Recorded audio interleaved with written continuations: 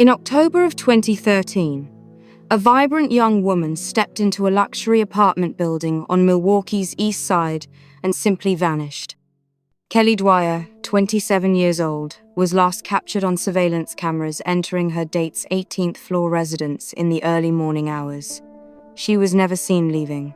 For 19 agonizing months, her family searched desperately for answers, clinging to the smallest thread of hope. When her remains were finally discovered along a desolate rural roadside, investigators would uncover a chilling pattern of deception, violence, and calculated concealment that pointed to one man, someone Kelly had trusted, someone she may have even loved. This is the story of a life cut tragically short, and the painstaking investigation that brought a dangerous predator to justice. If this story moves you, please subscribe and share it so Kelly's memory continues to matter. All of the pieces taken as a whole make it clear that there isn't any other person possible who could be responsible for Kelly Dwyer's death. We don't prosecute people by process of elimination. We don't say nobody else could have done it, so it must have been this person. Kelly Dwyer had found her rhythm in Milwaukee. After moving there from the Chicago suburbs in 2008, she'd built a fulfilling life teaching yoga, working as an educator at an athletic apparel store, and nannying on the side. Friends described her as radiant, optimistic, someone who saw the best in everyone. Her infectious energy lit up every room she entered. She was active on social media, constantly connected, always texting and posting updates about her adventures. That's why, when Kelly suddenly went silent in mid-October 2013, alarm bells immediately started ringing. Her phone went dead. Her social media accounts went dormant. Her bank cards remained unused. Kelly, who had never missed a shift at work and never failed to check in with friends, had seemingly disappeared into thin air. For a young woman so deeply embedded in the digital world, this complete absence felt impossible, terrifying. Something had gone catastrophically wrong. Kelly's journey to Milwaukee had been one of self-discovery. After her parents' divorce during her teenage years, she drifted somewhat, searching for direction and purpose. Tennis had been her passion in high school, but she eventually traded it for yoga, finding peace and meaning in the practice. By her mid-20s, Kelly had embraced Milwaukee as home. She loved the city's energy, its neighborhoods, its people. Working at the trendy athleisure store gave her a sense of community, and she'd recently returned from a company-sponsored personal development seminar feeling inspired about her future. Her co-workers became like family, sharing not just work shifts, but nights out and genuine friendship. Kelly was finally building the authentic life she'd been searching for. Her father, Tony Dwyer, had visited Milwaukee just a month before she disappeared. Walking along the lakefront with his daughter, he'd noticed something different about her, a newfound confidence, a sense of belonging she'd lacked in earlier years. Kelly seemed settled, genuinely happy. She was also falling for someone. She'd been seeing a man named Kris Zocco for about a year, an information technology executive who seemed successful and intriguing. Kelly talked about him with enthusiasm, though Tony sensed something elusive about the relationship. Zocco was hard to pin down, calling sporadically, keeping things casual. What Kelly didn't know was that Zocco was living a double life. While she thought they were moving towards something more meaningful, he was simultaneously maintaining a 3.5-year relationship with another woman named Megan, someone who believed they were headed toward marriage. Kelly's friends had noticed changes in recent months. She'd lost weight. Her typically stellar work performance had slipped occasionally. There were moments when she seemed distracted, not quite herself. Some friends observed bruising on her wrists and neck, marks she'd laugh off with vague explanations about a wild night or rough play. At the time, these seemed like small concerns, nothing alarming enough to trigger serious worry. Kelly was exploring her independence, navigating relationships, figuring out who she was. Like many women in their 20s, she was using dating apps and websites, meeting new people, keeping her options open. But beneath this seemingly normal search for connection, danger was quietly circling. October 10th, 2013, began like many other evenings for Kelly. She met up with Kris Zocco, and they headed out to enjoy Milwaukee's nightlife. First, they attempted to score some substances, but came up empty-handed. They then made their way to Allium, a popular bar just across the street from Zocco's apartment building. Throughout the evening, they mingled with friends, shared drinks, and enjoyed the social atmosphere. Kelly mentioned to an acquaintance that she had the next day off and planned to sleep in, do some yoga, catch up on laundry, just an easy, relaxing day. Around 2:30 in the morning, Kelly and Kris left the bar together. Surveillance footage captured them entering his luxury building, animated and chatting, seemingly in good spirits. This would be the last time anyone outside those walls would see Kelly Dwyer alive.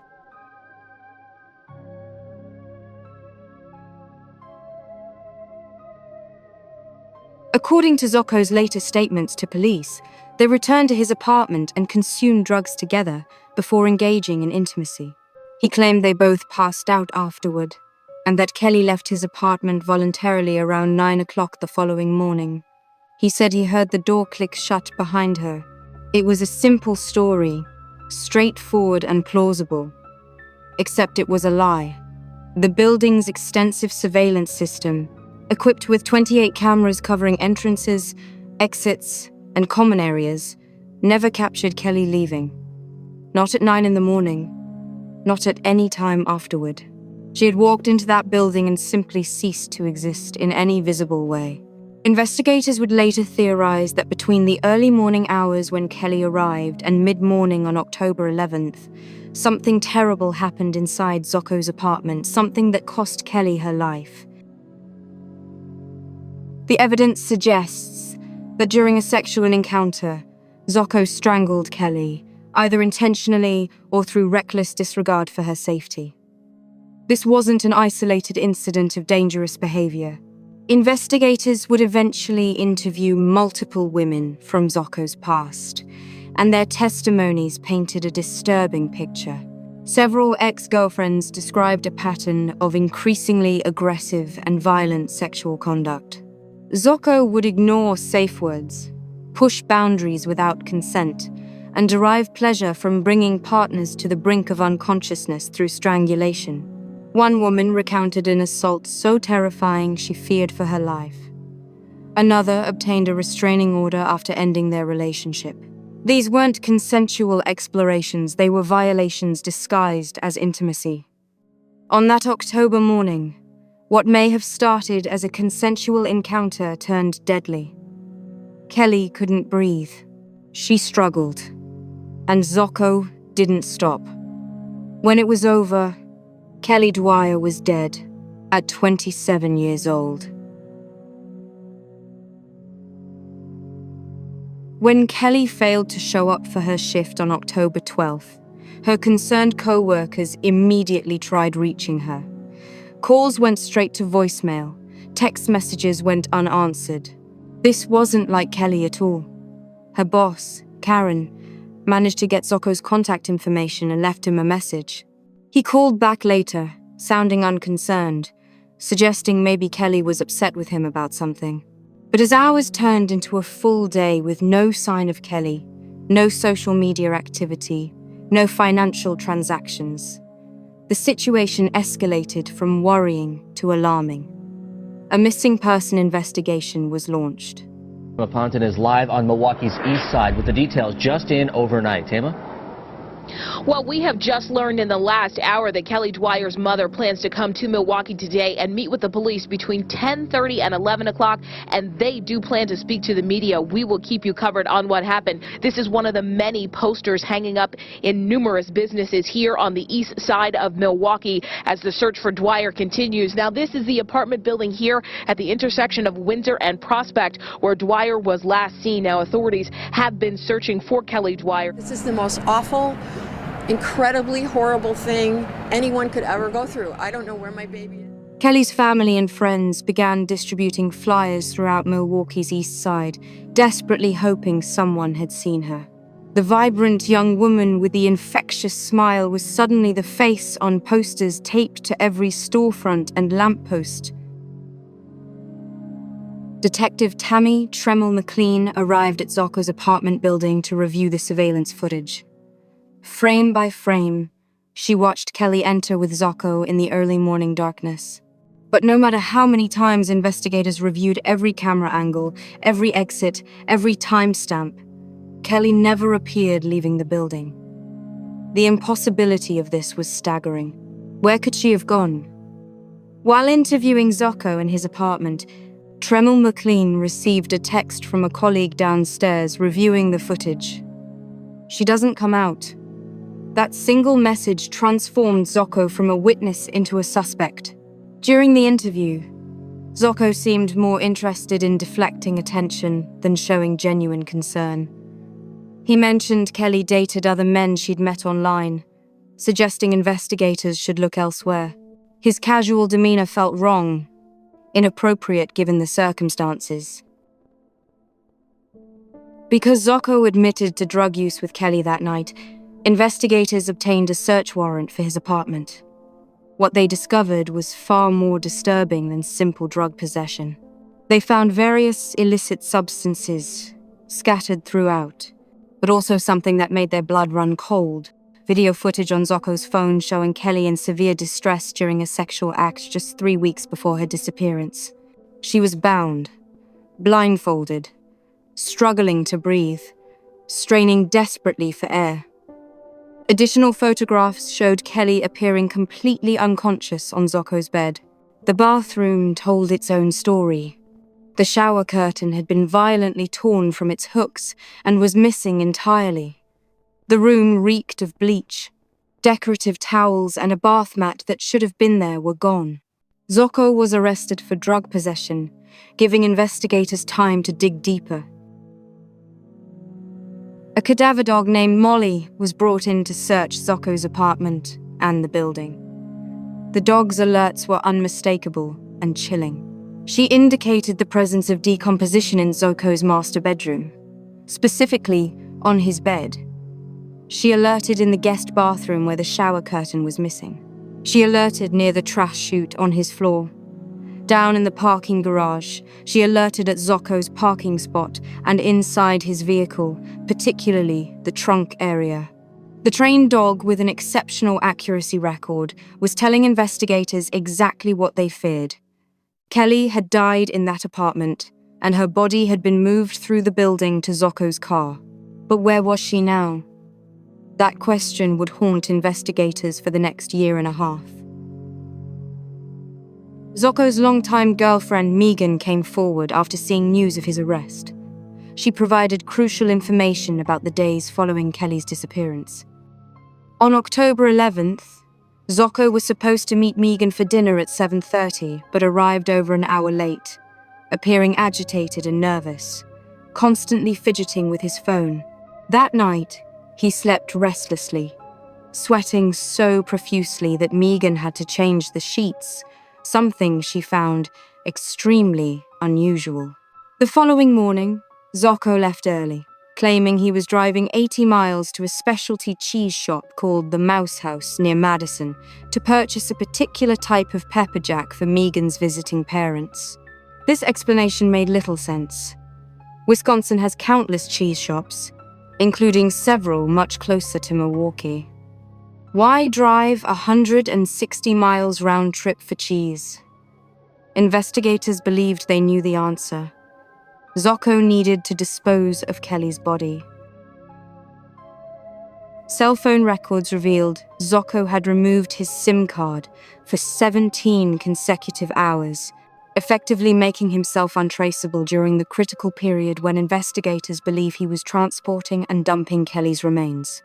Security footage from his building showed him leaving at 10:06 on the morning of October 11th. 2 minutes later, Kelly's phone made its final connection to a cell tower near Zocco's apartment before going permanently dead. He returned just 16 minutes later.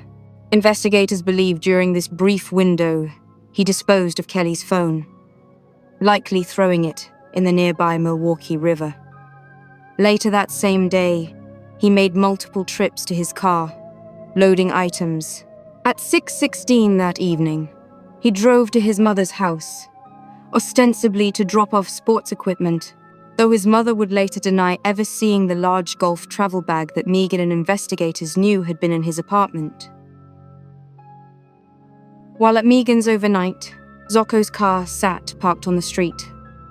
Investigators believe Kelly's body was in that trunk, wrapped in the missing shower curtain and stuffed inside the golf bag. The next morning, Zocco made his drive toward Madison, stopping at the Mouse House at 9:55 and purchasing his alibi cheese. But between the cheese shop and his next documented stop, a Sports Authority store where he bought new sneakers using his credit card at 12:11, there were 90 unaccounted minutes. The drive between those two locations should have taken 47 minutes. Investigators believe those missing 90 minutes were when Zocco stopped somewhere along the rural stretch of highway, dragged Kelly's body from his trunk, and left her hidden in the woods where he hoped she'd never be found. Do you not think Kelly's alive? I don't think she's alive. I don't think she's alive. It's getting harder every day. They're frustrated with the investigation. I think the Milwaukee Police Department has some wonderful people working there, and I think their hearts are in the right place. But for some particular reason, this case has not gotten the priority that it should. Kelly's boyfriend has not been arrested in her disappearance. However, Kris Zocco has been charged with keeping a drug house and 17 counts of possessing child. Prosecutors asked for $250,000 in bail, calling him a probable homicide suspect. Everything points to the fact that he did do something. In my heart of hearts, I believe he did something. For 19 months, Kelly's family endured unimaginable agony. Not knowing whether she was alive or dead, unable to grieve or find closure, they existed in a suspended state of torment. Then, in May of 2015, a local man searching for shed deer antlers noticed something white gleaming through the dense buckthorn bushes along a dead-end road in Jefferson County. It was a human skull. When investigators arrived, they discovered a complete skeleton lying face down in the underbrush. One arm bent unnaturally behind the torso, one leg rotated inward, positioned exactly as if the body had been compressed and forced into a container, like a travel golf bag. Dental records confirmed what everyone already feared. These were the remains of Kelly Dwyer. She'd been there the entire time. Less than 10 miles from the spot where Zocco had purchased those replacement sneakers, hidden in the rural farmland he'd driven through that October morning. Because so much time had passed and nature had reduced Kelly to skeletal remains, determining an exact cause of death proved impossible. But the circumstantial evidence was overwhelming. While Zocco sat in prison serving time for the child exploitation material and drugs found during the initial search of his apartment, investigators meticulously built their homicide case. In May of 2017, nearly 4 years after Kelly disappeared, prosecutors finally charged Kris Zocco with first-degree reckless homicide, hiding a corpse, and strangulation and suffocation. The trial began in September 2018. Over 9 days, jurors heard testimony from friends who'd been with Kelly that final night, from detectives who'd traced every movement, from Megan, who described Zocco's bizarre behavior in the days after the murder, and most damning, from multiple women who'd survived Zocco's violent sexual assaults. The defense argued the state's case was purely circumstantial, that no physical evidence directly proved Zocco killed Kelly. They suggested she could have left the building through an unmonitored exit, that she might have been killed by someone she'd met through dating apps. But prosecutors methodically dismantled these theories. They presented the surveillance timeline showing Kelly never left. They introduced the cadaver dog evidence. They displayed the video of Kelly in distress, the photographs of her unconscious, the testimonies of women describing identical patterns of strangulation. They walked the jury through Zocco's movements, his disabled phone, his suspicious journey, his purchase of new shoes. They showed how his girlfriend Megan identified missing items from his apartment: the shower curtain, the towels, the mat, and crucially, the large silver golf travel bag. Every piece of circumstantial evidence pointed in one direction. After just 3.5 hours of deliberation, the jury found Kris Zocco guilty on all counts. At his sentencing in December 2018, Kelly's parents addressed the court. Her father called Zocco a demon who destroyed their family. Her mother said he deserved to spend his remaining years tortured by his choices. Judge Jeffrey Wagner agreed. He rejected the defense's suggestion of 22 years, noting that what began as possibly consensual had become an utter disregard for human life. Zocco, the judge said, had choked the life out of his victim for personal gratification, then demonstrated complete callousness by hiding her body and continuing with his life as if nothing had happened.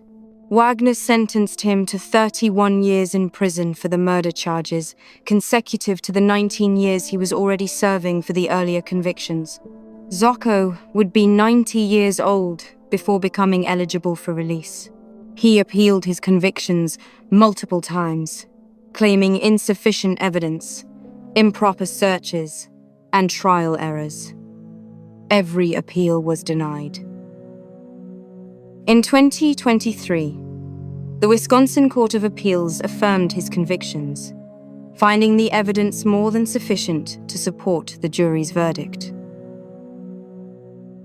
Kelly's family established the Kelly Dwyer Memorial Peace Project in partnership with Milwaukee's Sojourner Family Peace Center, the largest domestic violence prevention organization in Wisconsin.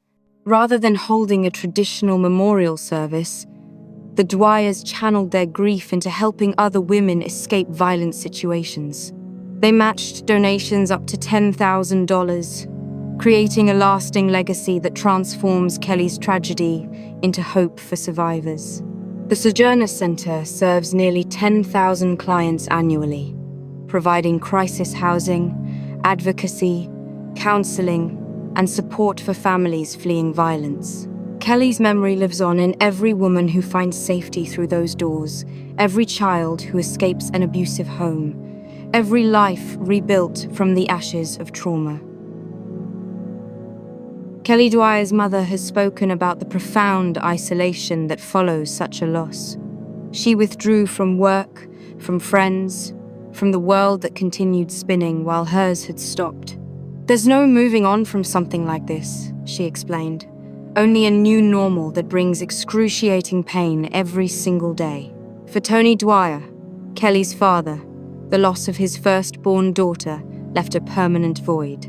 He remembers the vibrant young woman who'd finally found herself in Milwaukee, who had so much love to give, who trusted too easily and saw the best in everyone. That trust, that beautiful optimism that made Kelly special, had also made her vulnerable to someone who saw other people as objects for his gratification rather than humans deserving of dignity and care. Today, Kris Zocco sits in a Wisconsin prison where he'll likely spend the rest of his natural life. He maintains that he's innocent, that he's been wrongly convicted. His mother still defends him publicly, insisting the evidence was planted or misinterpreted. But the jury heard all the evidence, weighed all the testimony, and reached their conclusion decisively. The appellate courts have repeatedly reviewed his claims and found them without merit.